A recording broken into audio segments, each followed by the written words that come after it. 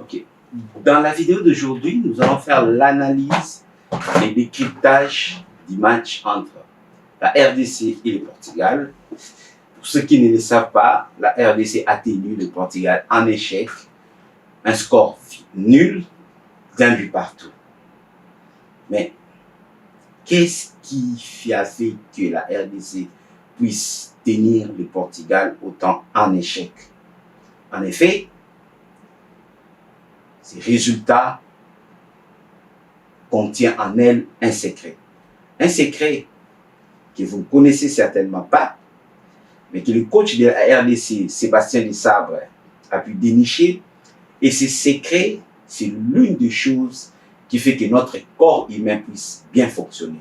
Nous allons découvrir, analyser ce qui s'est passé pendant les matchs et nous allons vous dire ce qui se passe dans notre corps pour que notre corps puisse tenir en échec tous ses adversaires.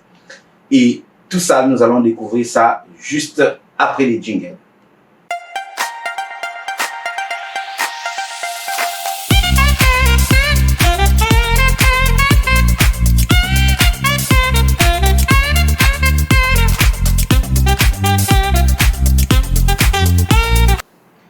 Salut à vous, moi c'est Dr Moïse. Sur cette chaîne, je parle de la santé, de la médecine, parce que je suis convaincu qu'au-delà de tout ce qu'on peut avoir et savoir, il est important que nous puissions être en bonne santé. Car sans la santé, tout ce que nous avons et tout ce que nous savons ne valent rien. Raison pour laquelle j'ai mis cette chaîne en place pour vous donner du bon contenu, un contenu sur la santé, fait par des professionnels de santé. Et donc, si vous voulez tirer vraiment profit de cette chaîne, vous savez ce qu'il faut faire. C'est de vous abonner, d'activer la cloche en choisissant toutes les notifications pour que vous ne ratiez aucune des vidéos santé que je diffuse régulièrement sur cette chaîne qui vous apportera du très bon contenu. On est pendant la Coupe du Monde et donc nous allons utiliser le football, les éléments qui passent pendant les matchs de football pour vous établir le parallélisme avec les fonctionnements du corps humain et surtout comment prévenir les problèmes et comment sortir vainqueur afin que nous puissions toujours être en bonne santé. D'ailleurs, les statistiques me disent que plus de 90% des personnes qui me suivent sur cette chaîne ne sont pas abonnées. Alors que c'est facile. Sur YouTube, vous cliquez sur la cloche, vous choisissez toutes les notifications. Sur Facebook, vous cliquez sur suivre et automatiquement, vous êtes abonné sur ma page Facebook, sur TikTok. Vous savez également ce qu'il faut faire pour que vous puissiez bénéficier des contenus de qualité. Et à la fin, si ce contenu vous plaît, n'hésitez pas de pouvoir cliquer sur le bouton bleu, sur la mention j'aime, c'est simple, c'est gratuit. Et donc, encouragez-nous par rapport à ce que nous faisons. Et donc, revenons sur le match entre la RDC et le Portugal. Quand on prend les noms des joueurs qu'il y a entre la RDC, l'équipe de la RDC et les joueurs de l'équipe du Portugal, bon, on va se dire que la RDC avait déjà perdu le match avant de pouvoir commencer. Le Portugal contient grosses individualités, Cristiano Ronaldo, Bruno Fernandes, Rafael Leao, Vitinha, João Neves, et des noms hein, des noms, beaucoup de noms, que ce soit au niveau du milieu du terrain, au niveau de l'attaque, ainsi de suite. Donc on se disait que quand ils vont venir, ils vont matraquer la RDC, ils vont les battre, ils vont ramasser 5, 6, 7-0 comme d'autres équipes. Mais malheureusement, au résultat final, un score nul, d'un but partout. Mais qu'est-ce qui s'est passé pour que le Portugal soit maîtrisable? Qu'est-ce qui s'est passé pour que la RDC puisse maîtriser le Portugal? La RDC n'a pas d'individualité particulière. Il y a Bakambu qui est déjà vieillissant, il y a Wissa qui vient de sortir d'une blessure qui ne s'est pas encore remis totalement en forme et qui était les joueurs au niveau de l'attaque. Au milieu du terrain, il y avait Mukau, un jeune joueur de 21-22 ans. Vous avez Charles Piquel qui ne joue pas suffisamment. Au milieu du terrain, il y a Elio Kayembe qui est en deuxième division, Watford, en Angleterre.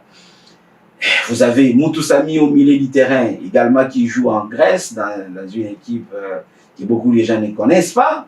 Vous avez à la défense Chancel Mbemba, qui est déjà assez vieux, qui ne joue pas beaucoup à Lens, en première division en France. Vous avez l'autre Steve Kapuadi qui joue également, je sais pas moi, en Pologne. Vous avez l'autre joueur à la défense dont le nom m'échappe au niveau des lacs centrales, qui joue dans la première division anglaise, mais c'est pas dans une grosse équipe. Vous avez Aaron Wan-Bissaka qui a joué dans des grandes équipes, mais son équipe vient d'être reléguée en seconde division. Vous avez Massokou qui n'a pas beaucoup joué à Lens, ainsi de suite.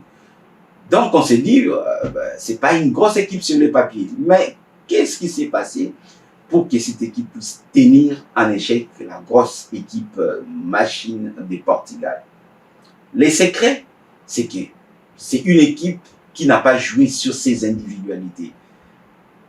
Car le football, c'est un jeu d'équipe. Ils ont joué en équipe, alors que le Portugal, c'était des individualités.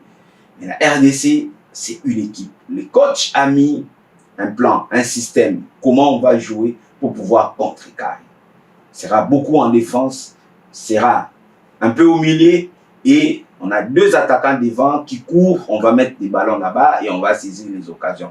Voilà, on va préserver notre poteau et voilà. Tout au début du match, la RDC a subi des attaques. 5e minute, Portugal marque le but. Mais malgré ça, l'équipe est restée calme, sereine, jusqu'à ce qu'à la 46e minute, ils ont pu marquer le but, le coup de tête par Yohan Wissa. Revenu en seconde mi-temps, la RDC a tenu le Portugal en échec. Ils ont tout essayé, mais ça n'a pas marché. Le score s'est arrêté par un match nul d'un but partout. Le principe, c'est que la RDC a travaillé en équipe. Et c'est de cette manière-là que notre corps fonctionne. Notre corps fonctionne avec un principe, lequel c'est un pour tous, tous pour un. C'est ces principes avec lesquels notre corps fonctionne. Le corps est composé de plusieurs éléments. Nous avons par exemple ici la main, nous avons l'avant-bras, nous avons les bras, nous avons la tête. Dans la tête, si on ouvre à l'intérieur, vous allez voir que nous avons le cerveau qui est là. Nous avons notre cerveau qui est là, je crois que vous voyez ça très bien. Le cerveau qui est là. Vous avez la voûte crânienne, la voûte crânienne qui est là. Nous avons les yeux, les nez, les mâchoires, les glandes salivaires, les oreilles. Et si nous ouvrons à l'intérieur de ces fantômes, vous allez voir qu'à l'intérieur, nous avons également plusieurs organes.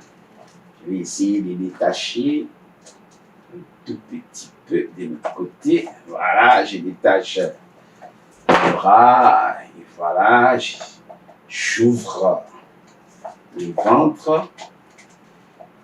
Et pour que vous puissiez voir ce qui se trouve à l'intérieur. Vous voyez là, à l'intérieur, nous avons les organes, nous avons les poumons qui est là, nous avons le foie qui est là, nous avons les intestins qui sont là-bas, nous avons l'estomac. Tous ces éléments travaillent sur base d'un principe. Un pour tous, tous pour un. C'est comme ça que les différents organes, les différents éléments du corps humain, ils travaillent, chaque organe travaille pour un autre organe et les autres organes travaillent pour cet organe. Je vais prendre l'exemple. Nous avons notre main. Notre main est là. La main sert à beaucoup de choses, à toucher, à appréhender les choses. Prenons par exemple pour tout ce qui est de l'alimentation. Pour manger, nous avons besoin de pouvoir utiliser notre main. Donc notre main, on va l'utiliser. Pourquoi? Pour l'appréhension. On va prendre la nourriture et la main va s'élever pour ramener la nourriture à l'intérieur de notre bouche. Dès que la nourriture arrive à l'intérieur de notre bouche, d'autres éléments vont prendre les relais. Les dents, ils sont nombreux. Les dents sont nombreuses. Il y a les incisives, il y a les canines, il y a les prémolaires, il y a les molaires. Chaque type de dent a un rôle précis qu'elle joue. Les incisives, c'est pour couper. La canine, c'est pour déchirer la viande. Les prémolaires et les molaires, c'est pour broyer. Et donc, ces éléments, ces dents seront utilisées pour broyer, pour mastiquer. Mais quand on doit mastiquer, on a besoin d'autre chose. On a besoin de la salive. La salive provient des glandes salivaires qui sont là-bas. Les glandes salivaires vont produire de la salive. Parce que sans la salive dans la bouche, voilà, nous ne pourrons pas mâcher normalement. Nous ne pourrons pas avaler, ça va devenir dur, ça va devenir compliqué, on ne peut pas. C'est compliqué sans la salive. Les glandes salivaires vont produire la salive qui contient en grande partie de l'eau. Ça viendra humidifier, humecter les bols alimentaires qui se trouvent à l'intérieur et ça va faciliter la prochaine étape. Vous savez c'est quoi? Ce qu'on appelle la déglutition. La déglutition, ça signifie avaler.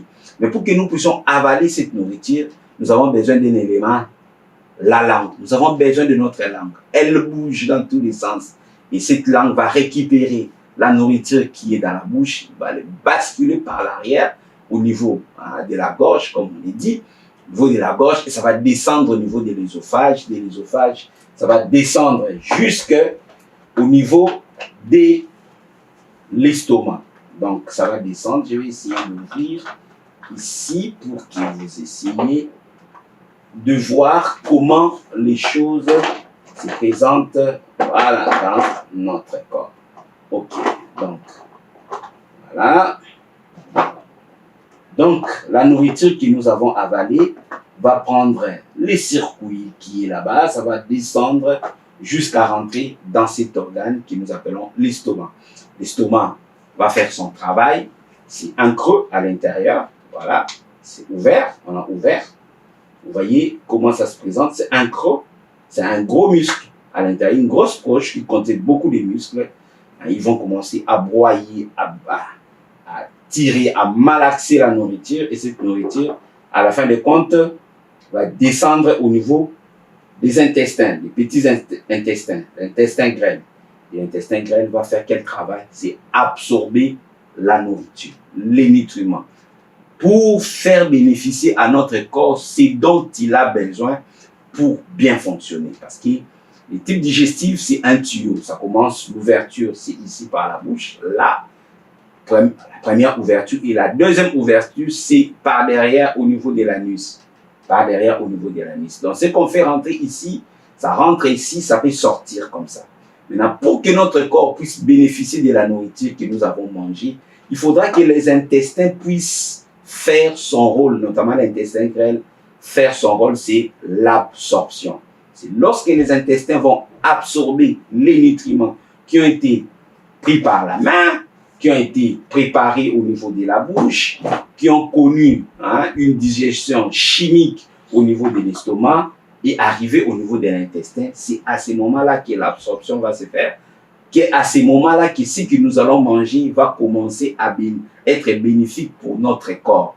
Parce que dès que les nutriments seront absorbés, elles vont passer dans le sang et le sang par le cœur va envoyer par le sang ces nutriments dans l'ensemble du corps pour aller nourrir les cellules qui sont dans le corps. Par conséquent, la main qui a été utilisée comme élément de départ pour ramener la nourriture, lorsque les nutriments arrivent dans le sang et distribués dans la grande circulation, une partie va aller dans la main pour assurer le bon fonctionnement de la main.